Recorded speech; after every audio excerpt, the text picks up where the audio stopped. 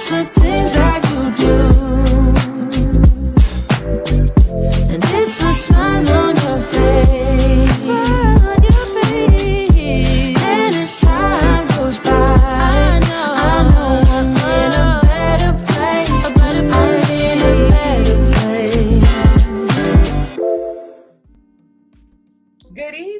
Good evening, everyone. Welcome to my podcast, Buying and Selling with Bri. I am Labrita and I am a realtor in the Dallas-Fort Worth area. Tonight, my special guest, we're going to do things a little bit different. I'm going to start off a little bit talking about real estate, but then my guest tonight is going to be talking about her Airbnbs. Right now, the way that things are, realtors, everybody else is a good way to have an extra stream of income. So last week when I did my 30-minute podcast, I had a lot of questions that was inboxed to me, and tonight I'm just going to go over the questions and answer the questions. One of the questions that I had was, can you switch jobs? During the process, is it good to switch a job? If you switch jobs, please make sure that it's in the same field. So what I mean by that is, if you are a nurse and you're working at one hospital and you go to another hospital and you are a nurse, that is the same field. But if you were tired of being in the medical field and you went from a nurse to being a restaurant manager or something like that, that is two totally different fields. And it will be up to the lender to determine how long that they want you on the job before you can apply for a loan. Sometimes it's 6 months, sometimes it's a year. That is questions that, should be addressed by the lender. The other question that I had was, it was talking about interest rates. Interest rates they're going up. And as of today, and according to CNN and Freddie Mac, the interest rates today are 5.1. That is so much different. I think last year or 2 years ago, it was 2.97. But now it is 5.1. And when your interest rate goes up, it decreases your buying power. So that's why it's good at this time to work on your credit. The stronger the credit that you have, when the interest rate is high, and if your income, you can get approved for more. But the higher the interest rate, and if your credit score is good, the less buying power you have. And with that being said, today's market, houses are well over, 300,000. There are, of course, multiple offers. People are bypassing the appraisal. Some people are bypassing the inspection, and some people are even paying, seller title, and some people are even, not paying nothing for the option period. That's how tight and how it is out there. So with the interest rate going up like that, and please start looking at your credit. Please start saving. And another question that I had was about the credit bureaus. It is 3 credit bureaus: Experian, Equifax, and TransUnion.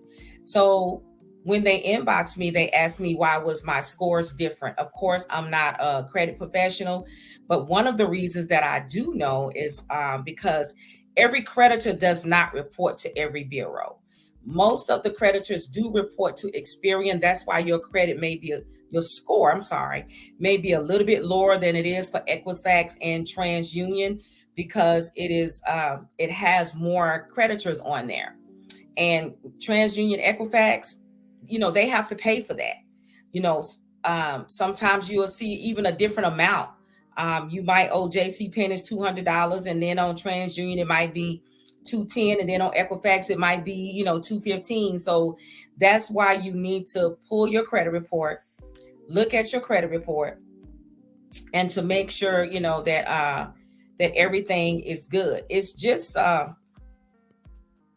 The credit bureaus now, they are it's that they're just overwhelmed with stuff, just like we are overwhelmed as realtors and buyers trying to make sure that everything gets done.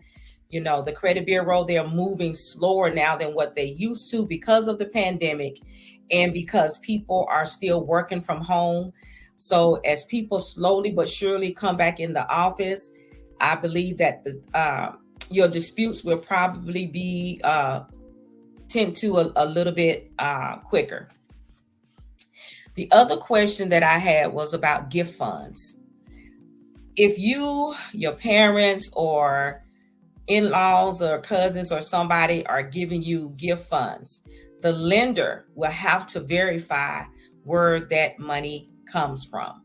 So if a cousin is giving you $2,000 or whatever, the lender will need that bank statement. They'll need that bank statement so they can see that those funds was already in there in that account. So it's no problem with giving the gift funds. It's just that please be mindful that that the lender will ask for verification. He will need their name. He will need a copy of their bank statements and stuff.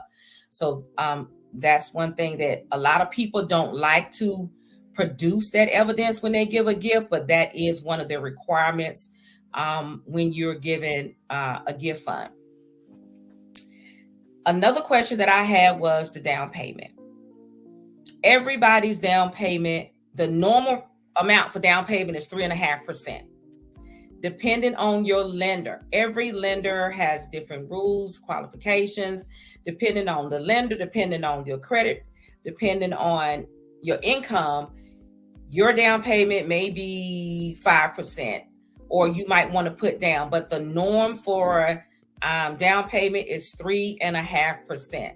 Sometimes you will see 3, depending on the person may have an 800 credit score, or again, everything as far as down payment. The normal amount for down payment is 3.5%.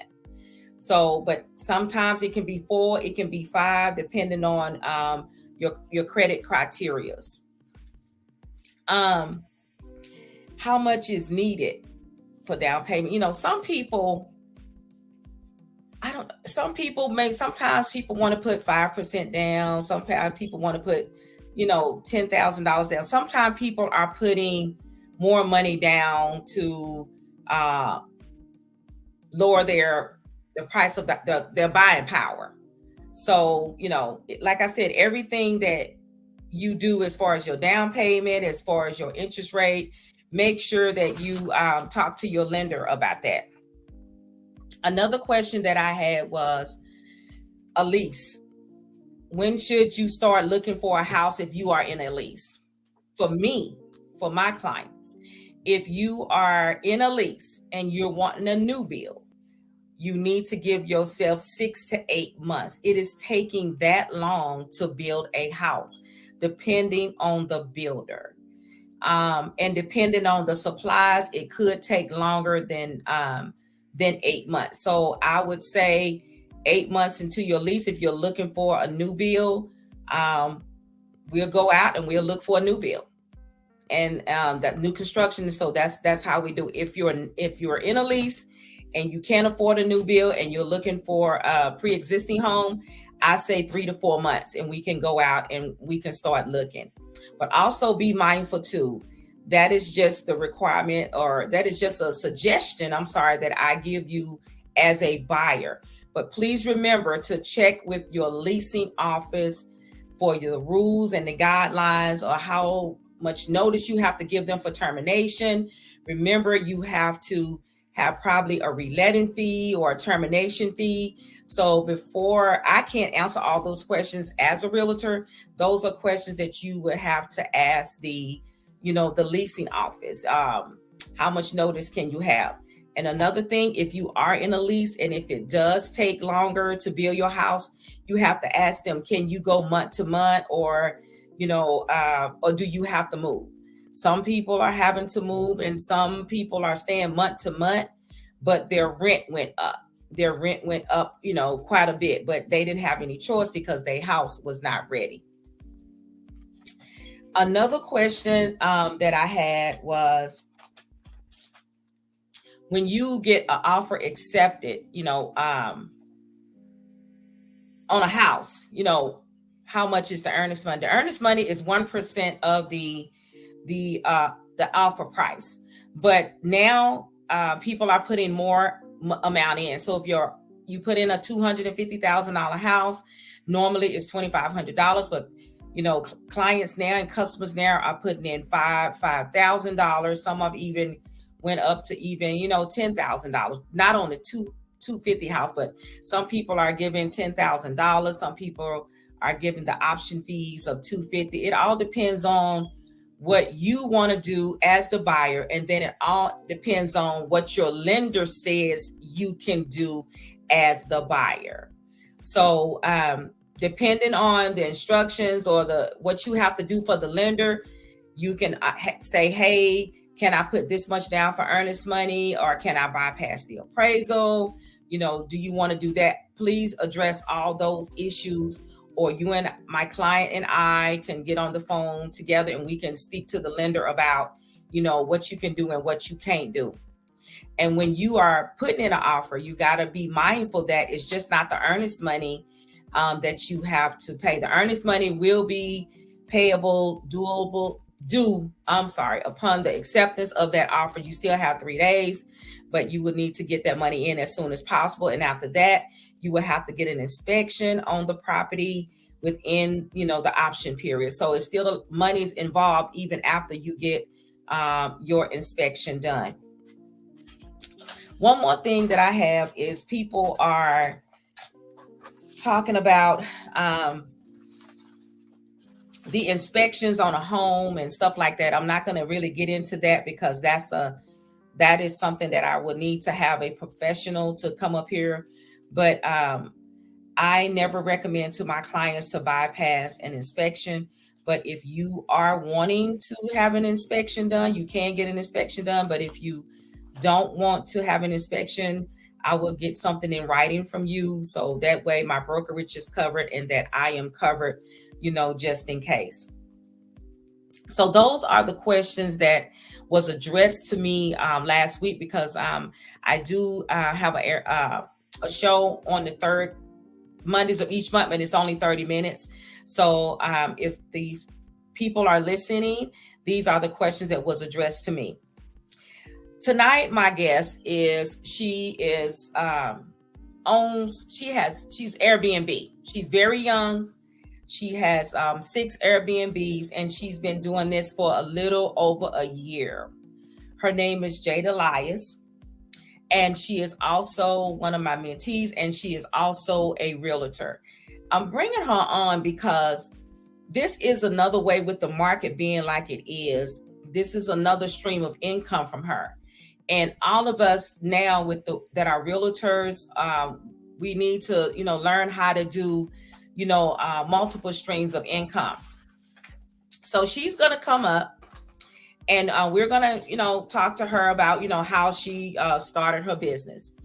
So Jada, if you are here, hey, how you doing? Hey, I'm doing good. How are you? Welcome, and thank you so much for agreeing to come on my podcast tonight. How's the little one back there? Good. Yes, You doing good? Like, okay, Mama, come get me. I know, girl. So I want you to introduce yourself and just tell them about what you do. I do have a few questions that I would like to ask you, but how long have you been in the business? Okay, so as far as real estate, or as far as me doing corporate Airbnb? Both of them, it's okay. Okay, so I've been in just industry of real estate general since I was 21. I got my first job as a leasing agent, and I was a leasing agent all the way up into about 2020, before I had my daughter. Whenever I found that I was pregnant in February 2020, I promised myself that I would no longer return back to a 9-to-5. I would do everything in my power in order to stay home with her, because at that time, that was when COVID first hit. It was crazy. So I was like, So really motivated me and really pushed me to pursue my dreams and what I always wanted to do. So at the time, also still in college, and I was also taking my real estate courses, but I really wasn't full-fledged. I was really focused on working to save up my money and to build up also my business credit at the same time. While I was an agent, I met a lady, and she did corporate leasing, and she was the first American woman that I've ever in my life met during that time. That was from 21 to 25 that I've ever met that actually did it and was very successful. So she kind of put me underneath her wing, and she taught me a few things. But me, as I did my own research on YouTube, and also me being back in an agent, I was able actually to process these applications. So I actually studied the applications. I studied what they were looking for, the different trade lines, the business information. I every single thing, and if I had questions, I would reach out to her, and then also I would go on YouTube. So I always was a learner. I never was just like, okay, this is all I need to do. No, I always learned, because that's where you take your steps to be successful. So come 2020, I pretty much was on maternity leave at that time, and I obtained my real estate license in June of 2021, but I got my first Airbnb in January. And I got my first Airbnb. It was hard at first, because I had to rip and run with the newborn baby. I just had my baby. Rip and run with her to get decoration, make it cute, make it fancy. But then I was like, okay, I got everything. I'm good. Okay, let's go ahead and do the second, then the third, then the fourth, then the fifth. So with me, I'm always about, I can always do more. I'm never going to settle for doing less. I have potential to do so. So did you... you all, Jada and I met in at Purvis Real Estate School. We was in class, and she was sitting over there, and I was sitting on the other side. And then when it was break time, I went over there to talk, and I gave her my card, and that's how we met. So let me ask you something. When you first started out in this business, did you create an LLC, or did your first one? Did you put it in your name? So I was already establishing business credit since 2019. That's when I first met the lady, and she told me what to do step by step.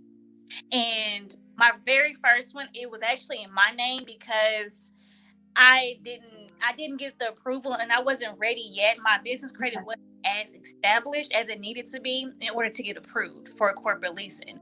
So on apartments.com, and during this time, it wasn't as crazy. The pricing wasn't as crazy. It was affordable. Yes, very, very affordable. So my very first one, which I still have, is a condo. And I pretty much approached the owner, because it was owner. It was like for rent by owner. So I was like, this is beautiful. I can go ahead and pitch my little pitch to him. So talk to him, kind of butter him up a little bit, and let him know who I was, introduce myself, and just kind of let him know, hey, what are your expectations as a right. What do you expect out of me? And his main priority was me being clean. I was like, okay, there we go. I pitched it as, okay, well, I would like to run a business out of this unit. I said it will always be maintained. It will always be cleaned. It will be thoroughly cleaned. And I will always give you updates and send you pictures as well of the unit. You can always come in whenever you want to as well with a notice. And he was already sold from there. But if he would have told me no, I would have pitched okay, what if I give you a percentage of or what if I pay more monthly, because I only pay $875 a month over there. And I gross $2,000. So sometimes in the summertime more. So I take home a lot, so let me ask you something. For that one condo that you're talking about, when you said you take home the $2,000, is that after, when you finish with all your expenses, what do you kind of net? Just a roundabout number. What do you kind of net? Because you still have to pay for gas. You still got to pay for the waters and utilities. So what do you kind of net? Just a little bit, just a rough estimate for that particular condo. For that condo you was talking about. About $1,500. Okay. About $1,500, because when I say gross, that's with the bills and stuff. That's with the main rent being paid. The gross is going to be what I make after the rent. So I already paid with the rent with $875, and then I'll just pay separately electricity bill, which is around, the highest is about $150, and then I don't pay gas, so I only pay $150 plus another $50 for Wi-Fi, which is $200. And then my cleaners is an average of like 300 to 350. So let me ask you something about that. So when you charge the people for the Airbnb, do you try to include the cleaning fees in the rent?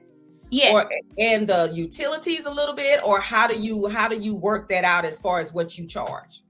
So whenever you set up your first unit or whatever Airbnb you decide to go with, even if you're doing it off of the Airbnb platform, you always incorporate the cleaning fee. So whenever you book an Airbnb, you will see a breakdown of fees, and you will see occupancy and taxes, and you will see a cleaning fee. So that's what I will charge my guests. I never pay out of pocket for cleaning fee. And I always charge a little bit more because things happen. The wash and dryer might break down. You might have to pay your cleaners a little bit more extra money for cost of them going to run and get you detergent or a softener, whatever the case. But I charge a 1-bedroom. My cleaning fee is about $75, and my cleaners charge me they invoice me $65. So I get a $10 profit in between if everything goes well. Okay, so with when your people come to clean, do they do a basic cleaning, or do they do sterilizing, or what do they do? Because some people do a basic cleaning for that price is a basic cleaning, but if you need them to do extra, do they charge you extra, or you just have a basic? Or is that for everything what you want them to do? So we do a standard clean and we do a deep clean. So most of the time it's a standard clean, which I have an entire checklist for my cleaners. It's actually posted behind my cleaning door. So it's mopping, it's sweeping, it's dusting, because if you are maintaining these units, then you constantly go in there and do a deep clean once a month. But I am really big and I'm very strict on how they clean my units. I like them to vacuum each and every time, mop, sweep. I mean, to me it's a deep clean, but to others, some hosts don't really care about washing things every time. Like we have mattress pads, so I need those mattress pads to be washed every time. Pillows, covers, everything, comforters, blankets, everything is washed every time. So it kind of is like a deep clean, kind of sort of way. So let me ask you something. As far as like when you were saying washing, do you provide the washer and dryer in there, or does it come with the apartment, or how does that work? So I always like a washer and dryer inside for amenity for my guests to utilize. There's only one unit that doesn't have a washer and dryer, which is in my Dallas location, but it does have a laundromat on site. But typically, if it doesn't have the connections, or if it does have connections, no washer and dryer included, I'll go ahead. Okay. And also too, how do you, I'm sorry, we got a question. Is how long does it take you to do your build your business credit, and what are some of the places that you went to do your business credit? So if you have fun to build it, this is what I know now because I went through the process. If you have the capital and the money to invest into yourself, into your business, it should take you roughly around 3 to 6 months. Okay. And if you don't have money like that, like me starting out, I was very scared and a little bit of antsy about doing it. So I took my time. It took me like 1.5 years to do, honestly.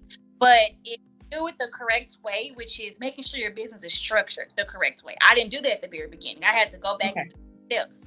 But in order to structure your business, that's the number one thing. You want to file an LLC. And then before you do that, though, you need to set up a business number. Get a business phone number and get a business address. And a business checking account as well? Yes. These are the most important things before you build your credit. Your business have to be established. Business phone number, you can do Google Voice for free. Starting out is okay. It's free. We like free things. Business address is extremely important because this address will carry on with your business for the entire time. So whenever you go apply for business credit cards or your Net 30 accounts, whenever you're trying to establish business credit, they're going to always reference back to this business address at the very beginning that you have already established. If you use a home address or you use a different address, it's not going to tie in. It's going to be hard for them, like your Duns and Bradstreet number. They won't be able to track these items or track the business or properly set it up to your business account because you have different addresses. And so, sometimes you can go to UPS and get a box as well. Physical addresses are better. So You can do a physical address or you can do a virtual address. But a PO box, I wouldn't recommend that. I will always recommend doing a physical. If you're in Dallas, even if you're not in Dallas, I do physicaladdress.com. It's $10 a month. And it's an actual address, and it comes with a suite number as well. So you look more. Yes, with the UPS one, it comes with a suite number. It's not a PO box. Oh, okay, It comes with a suite number. So, like some of the creditors that you have, being that you are in the Airbnb business, did you ever apply like with Uline and some of those small companies like that, or Home Depot, Lowe's, and other, companies, creditors like that? Yes, I've done Quill. I do Uline. I have done Grangers as well. Costco business as well. Yes. Amazon business. But Quill is my ultimate favorite. Uline, I too much don't like. I purchased with them just to establish my business credit. Yes. Yeah. I really don't use Uline because they're pricey. They don't really offer free shipping like that. Quill is my favorite bulk wise. Love Quill. Okay. So when you established your LLC, what process did you go through? Did you go through the state of Texas, or did you have someone to do it, or did you do LegalZoom? How did you do your LLC? I went through LegalZoom, or was it File? I thought I had it in here. I don't. I believe I went through LegalZoom. I have to double check. I'll get back with y'all. But I actually just paid a company because I was like, I want it done the correct way. I don't have time to be playing. Right. Because I don't want to mess it up. So I definitely did LegalZoom. I paid for someone, and they sent me all these beautiful documents in a beautiful binder. Loved it. Now, when you did your business credit, did you use your personal credit, or did you use your business credit? How did your first business credit line, did they use your business credit, or did they just give you the credit using your business name? So after you establish your Net 30 accounts and everything, I use my business credit card. I actually used the business credit card that was linked up with my business account. So I went with Bank of America, and they actually gave me a business credit card. Okay, so like Home Depot and Lowe's and Granger, did you have to use your Social Security number with any one of those?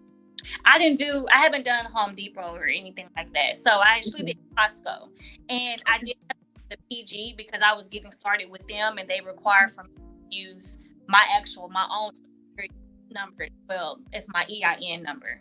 I have to use both whenever you. Okay. Someone just texted me and they asked me, when you have Airbnbs, do they consider y'all having hotel? Is there hotel fees with that, or how do you do that? Because I know I did hear on the news, but people, they should be charging y'all hotel fees and stuff like that, or the hotel prices. Do they do that, or have they started that, or that was just something they was talking about? I heard that as well when I was teaching classes, and someone else brought that to my attention and saying that Dallas was actually considered that. But I have not heard about it, and I'm not going to look into something that haven't been brought to my attention. Listen, I'm going to do it the legal way. I'm under housing, and the office that I'm with, it's all about establishing businesses, and business relationships are super important, always being honest. So, yes. I don't do anything underneath my name. I only have one unit underneath my own personal name. And I was waiting. So if I do have to pay taxes, then I will pay taxes. I'm okay with that. But I'm all about doing everything the correct way. So, but as of now, no, Airbnb has not notified us that we have to do anything as far as paying additional taxes. So when you say that that individual in your unit, messed up your unit, and you did it the way that you did it, but if you had registered them under the Airbnb, you was talking about insurance. What type of insurance are you talking about? So Airbnb has a coverage, like if a guest messes up your units or damage anything in your actual unit, you take pictures, and they pretty much will cover those damages or up to a certain amount. I haven't actually filed a claim. Today will be my first time filing a claim. Okay. But so when you file that claim, is that insurance that you have to purchase from them? Nope, it comes with you being a host. It comes with you being a host. So, yep. So okay. I'm pretty sure, like with their takeout, their payment takeout, then that's part of it. But we don't pay additional on top of them just taking out their cut, and their cut isn't that bad either. Okay, so how do you, if someone's listening today and they're starting like me, or even though you got 5 going on 6 units, if you're starting out trying to get into the Airbnb, how do you go search for it, or how do you know the area that where to go, or how do you know if I want to do Arlington, do I have to see what Arlington rules are for Airbnb, or what do you do? I just go after it. I feel like a lot of people think too much on stuff and think too much of what do I do, when do I do it, how do I do it. I think it's more so of doing your research. That's what I do.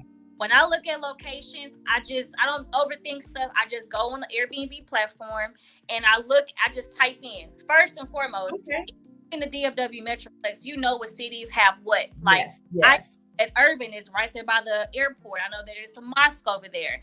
I know that it's a theater center over there for concerts and stuff. If you're in downtown Dallas, all the little areas that it is. If you're in Arlington, each city has different things. So what you want to do is locate the best city and go ahead and go on the Airbnb app and type in that city. Like, for example, maybe Irving, Texas. So you'll type in Irving, Texas. Okay. And what you want to do is you want to always, like, whenever I was doing I was being a leasing agent, we ran our comps. So what we do is we will call the areas, the properties around that area, and we would get their pricing and their comparison as far as their specials and their floor plan pricing. Everything will be in order for our pricing to adjust to theirs because they're our competition. Okay. Is you go through the app, and if you're interested, like, because these apartments, y'all, are high. Everything. Yeah, they are. It's so just like everything is over $1,800 for a 1-bedroom, and it's just expensive, and it's getting higher because the reason why it's getting higher because people can't afford to purchase a house.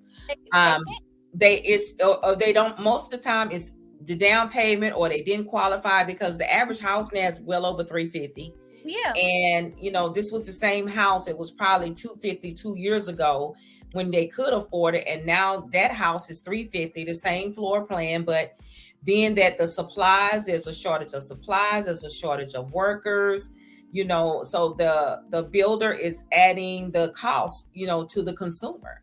Mm-hmm. And so as far as you, like do you decorate each one of your units different, or do you go different places to get your furniture, or how do you do that? So I'm gonna go back to what I was saying about choosing the right unit, because this is very, very important, being that everything is high, because you're building your business credit and taking that hard-earned time and money to invest into yourself. Mm-hmm. It's important to invest into the right thing. So at the very beginning, your first unit, even your second one, I would not jump and go get a house or get a 2 or 3 bedroom, because the more money that you put into it, you have to understand it's going to take time for you to get that money back, because you have to pay back that credit card. You have to pay back whatever that you put into it. So start off small. You don't have to go to the biggest thing at the very beginning. Understand and learn the business and actually do your research. Like I said, if you're looking at Irving, Texas, if you want to, I say do a studio or a 1-bedroom at the very beginning. Okay. It's on the platform. You'll go up and you look. Okay, compare always 1-bedrooms. Okay, look at this 1-bedroom. See how it's decorated. See their pricing. See their availability. If they're getting booked. If you see too many hosts not getting booked in a certain area, do a different area, because that means you're off. Okay, so when you go to the Airbnb site, it'll tell you how many bookings they had in their place and stuff like that. So what you do, once you click on a listing, you have to go to their calendar. And once if it's blocked out, you see it blocked out. If you see it open, you will see it open. And that means that their pretty much availability is open. So it's really important to look at those things, not just go out here and just go get a corporate lease or an Airbnb. Just for the heck of it. You have to do your research. You have to see their pricing, because if you go get a 1-bedroom that's starting out at $1,800 a month, or even $1,700, you have to compare that and see, are you going to get your money back? Are you going to make a profit at the end of the month, or you're just going to cut even? Because you can start off. Sometimes it's not good to start off with luxury, because luxury is not going to get you a good profit if that area is doing not good as far as the business. So look at all those things. Look at how far of a distance from the DFW airport. Look at the theater center. Just look at everything when you going to look at the location. Very, very important. Okay, I have a question. One of the questions that I have is, why do you think so many hosts are selling their units right now? What do you mean selling? That question was, why do you think so many hosts are selling a unit, or are they buying more, or are they taking a break? That's the question that was just asked. The person that asked that question, what do you mean by selling? Like, do you mean that they're giving up their units, or are you saying like people that do Airbnb who actually own property? Because I don't own any property. It says, are they buying more or taking a break? That's all that person is asking. So I guess, in other words, this person knows people that are selling there. Maybe they have a house or something, or maybe they owned it or whatever, and maybe they're selling it. It's just like, then I guess with me, if somebody would ask me that question, just like probably they own that house, or they bought that house and they leased it as an Airbnb, and they sold it probably to, make money or take the equity out and then do something else. Maybe that's what that person is saying. But do you know of anybody that's in the Airbnb that have bought houses and sold their houses, or are they buying more? No, ma'am. This business is lucrative. Okay. If that person is selling or no longer doing Airbnb, you need to ask them, what area do you have your unit in? Because I used to teach classes, and I'm thinking about starting back, but right now I'm getting more units. I have to pretty much focus on that. But I reach out to me and say, well, what about like they'll say Waxahachie or Duncan.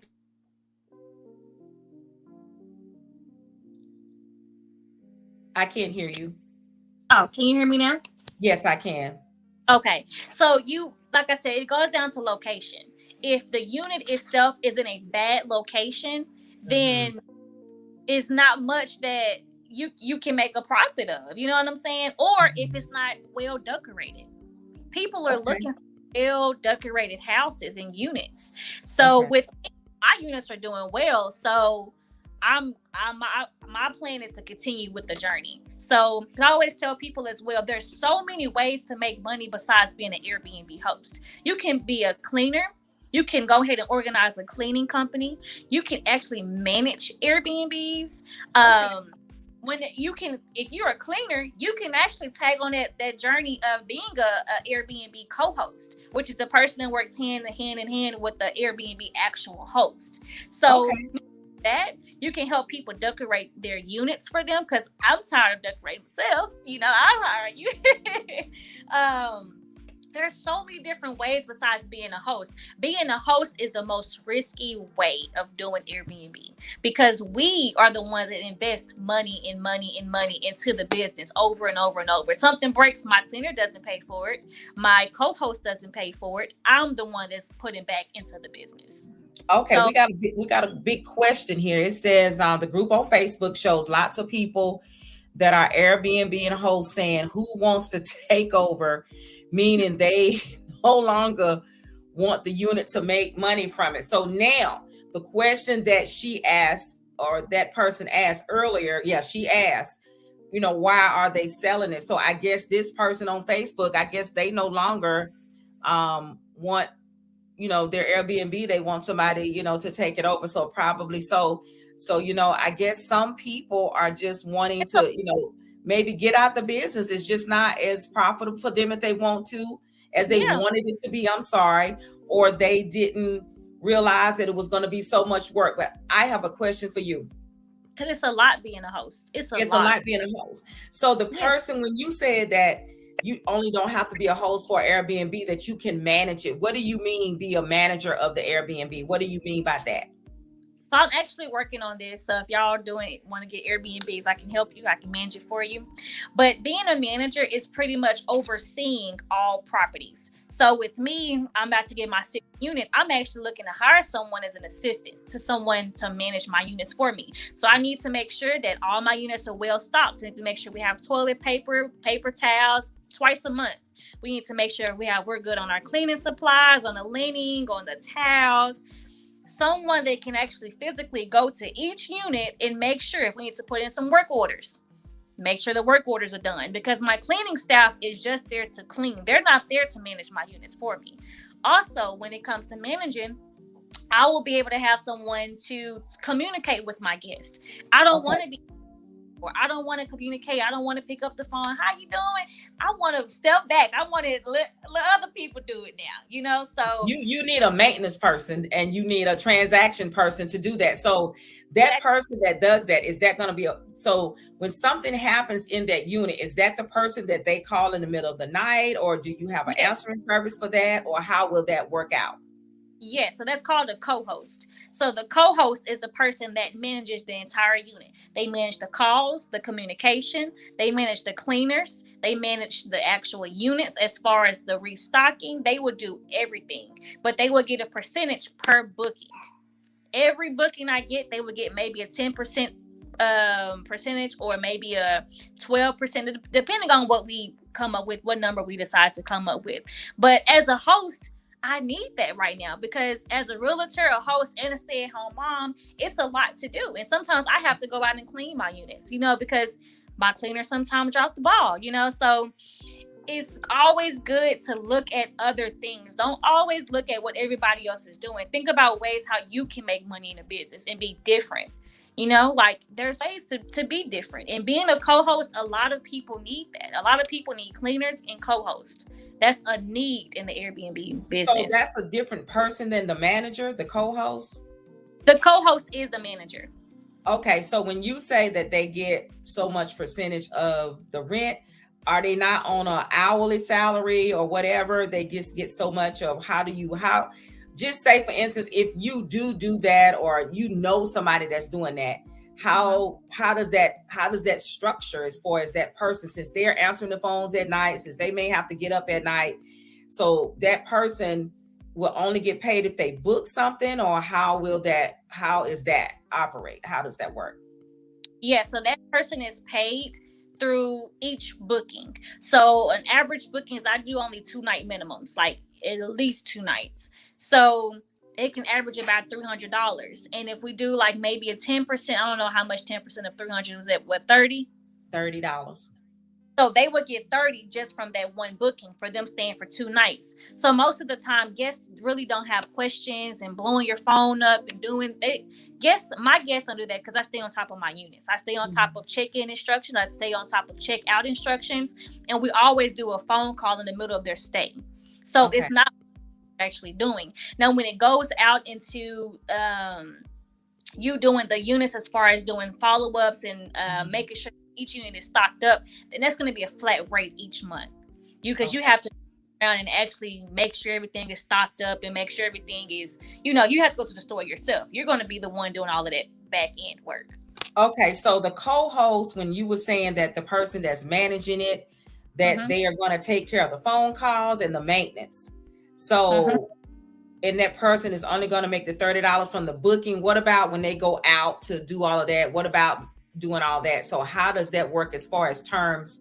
I'm just speaking in overall. So how does that work as far as if someone is doing that, does that person get paid, or is it included in that $30? So that's a flat rate. So my people will only go out twice a month. Okay. My co-host, which is my property manager, basically will only go out twice a month to restock up on units. And that's a flat rate that we're going to decide. Maybe we want to do 150 or maybe 200 or whatever we want to decide to do to go to each unit, depending on how many units that I have. If I have 10, you have to go to all 10 on one day. I think it's pretty reasonable. That's an all-day work job and duty, So right. So they only go out. So you restock when someone moves out, you just still go, because I know I seen you sometime when we was on FaceTime, you cleaning and you restocking every time. So that person, the co-host, has to go out with you, or you just do it sometimes? Right now I do it myself. I'm a one-man team right now, but I'm wanting to hire someone by the end of July, because I will have 8 by July. So at that point, I need someone to be on my team. Yeah. So if anybody interested, but at that time I will train you, but like my goal is to step back in order to continue to grow my business, because next year I plan on taking it to a different state. So I have to make sure that I have a team here in place before I can branch out. So how do you approach the people in the apartments or the condos with what you want to do? So what you say, corporate housing, corporate leasing. So I first always want to call beforehand, and you never want to say, I'm doing Airbnb right off the rip. It's going to be a no. Okay. You always let them know who you are and introduce your business and say, hi, I'm Jada with Elevate Realty Elite. I want to know if you guys allow corporate leasing. They will say yes or no. If they say yes, okay, great. May I get your name, or maybe your manager's name? I will always take down the manager and the person I just talked with. Because when I'm going to directly go into the leasing office, I'm going to dress up professional. I have my cute dress on, or business casual, but you always want to be professional. I also have a name tag with my name and my business name. So when I'm representing myself as a business owner, I'm not going in there in jeans and flip-flops and tights. I'm going in there as a business woman. And introduce myself like, hey, my name is Jade. I spoke with you earlier today or earlier last week, whenever. I'm here to speak to your manager in regards to corporate leasing. Once I go in there, I kai with them, have a good time, make them feel comfortable on what I'm doing, show them my portfolio, show them who I am as an individual, what I bring to their table. Because what you don't understand is, with me being a leasing agent, I know that I'm bringing value to this property. Because I might ask them, I'm going to shock them. So this is what I want y'all to do as well. Ask them, what's your occupancy level? They're going to be like, what? Ask them, what's your occupancy level? And if it's low, if it's below 95%, they need you more than you need them. Okay. Because numbers are extremely low and they need you. If it's in the 80s, they desperate. So that's how I sold them. Like, hey, I'm here to bring you value. I would like to lease multiple units at one time. Here's my program. Saying that, do you lease? Do you do a group lease, or each unit is on a year lease, and then you are responsible for the money? So do you have to show a bank account, or what do you have to show that you can pay for that unit? Excuse me. So actually, this last one, I leased I had a really big business meeting with like the owners of the whole entire, and I'm the very first corporate leasing company out the entire, like they ever had. So I actually had to produce bank statements. They actually did a lot of research on my business. That's why I said it's very important to have an established business, because if not, you're going to look crazy. I had to show them proof of my other units, how they're doing, my payments. They have to go and get references from the man I get the condo from in my other company that I'm utilizing, my second unit. And I sealed 8 units with, like I leased 8 units with them. Off rip, like 8 units. 8. Oh wow. Yeah. Excuse me, y'all. So let me say something. So each unit has a separate bank account, or when they deposit the money, it shows which unit is that money credited to in your bank account, or how does that work? No. So I have one bank account for my entire business. Okay. And what I do is, another hack is to get PayPal business accounts. So all of my Airbnb money goes into my PayPal business account, and then it's transferred into my business account. Okay. So I'm different forms of transactions, one from PayPal, one from my Bank of America. So I have 2 proofs. Okay. And once you do it that way, you can also apply for business capital with PayPal. Oh, did y'all hear that? Business capital. So let me ask you something. Until you lease it out, you are responsible for the rent and all the utilities out of your pocket. out of my business. When you set up utilities, everything's through my business. I have business Wi-Fi, I have business electricity. Everything is in my name, in my business name. Nothing is, I only had one unit, which is my first one. Everything else is in my business name. So when you set up these accounts, like with the electrical company, how do they do that with multiple? How do you do that if you got 8 units, or you will have 8 units and you use the same utility company? How does the electric company, how do they set that up? It's stressful. I have a new account with it. It's stressful. I'm Okay, like, so it is okay. Here's my number. Here's my phone number. Yeah. And they know who you are. Yeah. Every single time you set up it's a new account. It's the whole, everything is new. It's a brand new account.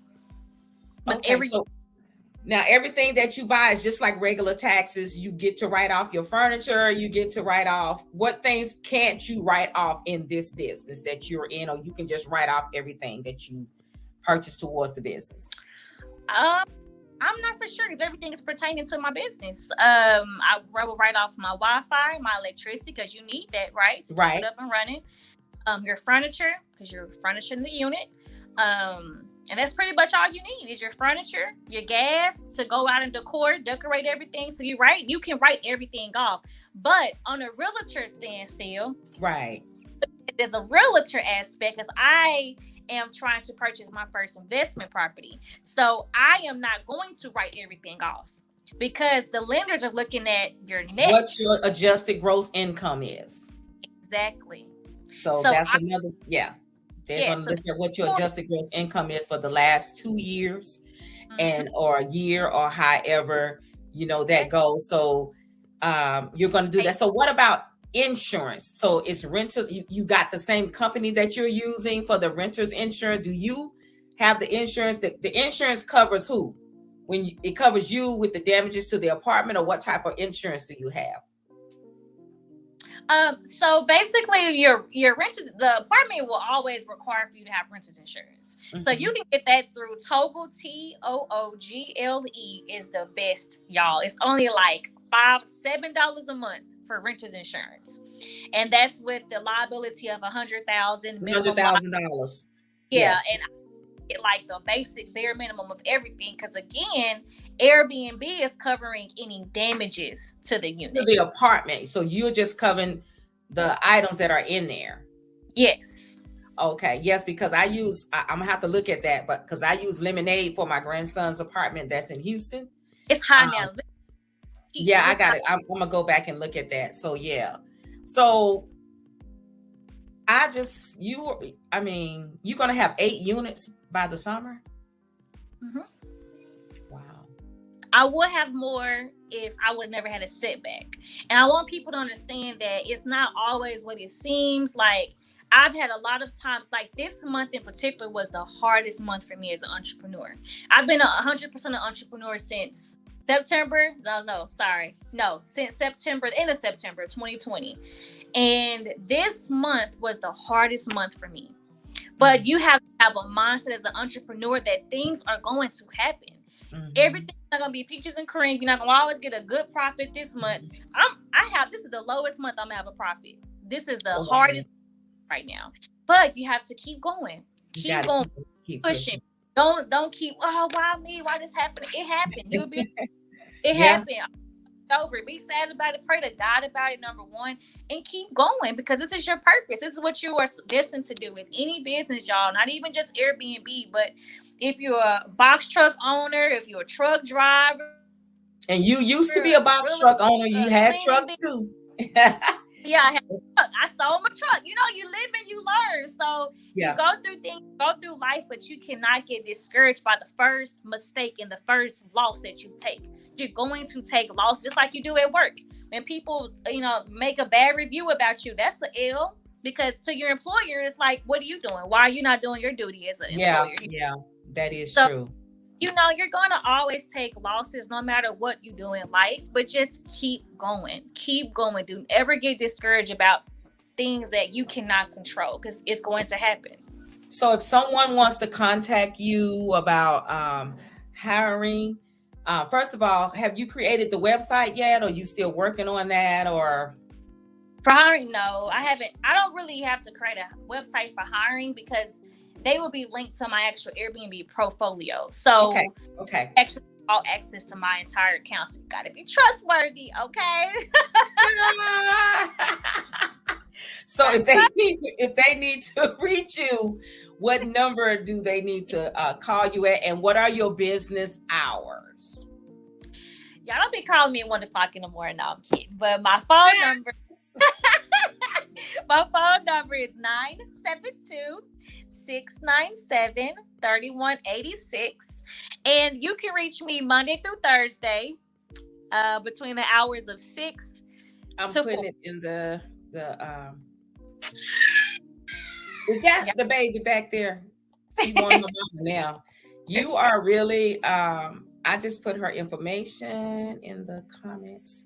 And I also need cleaners, y'all. I need dedicated cleaners. I need people who are very detailed, very, very detailed oriented. And the thing is, like, I want people to grow with me. You know, like I have a huge goal and a huge dream with this business, not to get a couple here, a couple there. Like, I want hundreds of units because I'm gonna flip that money and get more investments. That's another thing I want to let y'all know too is whenever you do get an investment or do a side hustle, don't spend all your money that you make, all your earnings. You're supposed to reinvest that money. You're supposed to keep putting yourself out there. You're supposed to keep putting money back into your business. That's the only how that you're gonna grow. Yeah. Okay, perfect. Okay, so she put your information in there. It said for employment, contact Jada at 972-697-3186 Monday through Thursday. Need dedicated cleaners. So just call her. So what time can people start calling you? What are the hours that you would like to have people to contact you about anything? 6 to 4. And I also need a co-host/assistant. That person will work directly underneath me. Not only for Airbnb, like for real estate as well. Me being a real estate. Okay. So you'll work out whatever details with them when they give you a call. So will they have to work on weekends? If they're the co-host, yep, that's the busiest times is the weekends for sure. Because people are checking in on Friday or Saturday. They're here for the weekend getaway. Yes, ma'am. Okay, so they will have to actually go give them the keys to the place or meet them to give them the keys. No, I have never ever went to, out of the whole year and 3 months of me doing this, I have never went to a unit while people are there to give them access. It's always keypad access. The only thing that you have to be concerned of is check-in is always at 3:00. So you will have people message you or call you and they might get lost or whatever the case is. That's when you will have concerns or anything like the AC might be out of the heater. Small things like that, but you're not having to talk to people 24/7. Like the average guest, you probably talk to them maybe twice out of their entire stay because people don't want to be talking to you. They try to enjoy their vacation, you know. Now, when the air and the heat go out, that's the building's responsibility, right? So they'll have a contact number for that, or they'll still contact you. No, they'll still contact me, and then we'll come to the office. But we always have heaters and fans, whatever season that it is. Now we're transitioning to the summertime, so we're having a backup plan of having fans there. So we're not having to hurry up and hustle and go. It's in the closet for you. It's in the closet. We have a fan until everything gets fixed. Okay. So when they go on the Airbnb site, if someone that's listening that want to book one of your Airbnbs, where do they go to find you? So you can't find anyone by just typing in on Airbnb. You have to actually send them a link. So I'll send you a direct link to my portfolio and you can look at my units. Okay. All right. Thank you so much. Thank you so much for coming on. This is Jada Elias. She is a very successful young lady. When I met her, she was carrying a little one. And the next time I talked to her, she was at the brokerage. So Jada, I thank you so much because Jada actually created her own LLC before she even became a realtor. So thank you so much for coming on. I'm pretty sure they will want you back to talk about anything. So right now you won't be giving classes, right? Not right now. I want to focus on getting my units up and ready because all my units are back to back this next couple of months. So I need to make sure that I'm good on that half before I can start teaching others. Okay. Thank you all so much for coming. My name is Labrita Dews. I am the podcast person for Buying and Selling with Bri. Jada, thank you so much. And I will be speaking with you, after the podcast is over. If you want to contact me, you can contact me at 817-975-9284 or my business number, 817-935-0062. Thank you, everyone, for tuning in tonight. If you want to reach Jada, you can reach her at 972-697-3186. She is looking to hire. Thank you, everyone, so much, and I appreciate you. And thank you, Jada, for coming. Thank you for having me. Thank you, everyone, for listening in. See you all in a couple of weeks. It's the things that you do, and it's a smile on your face.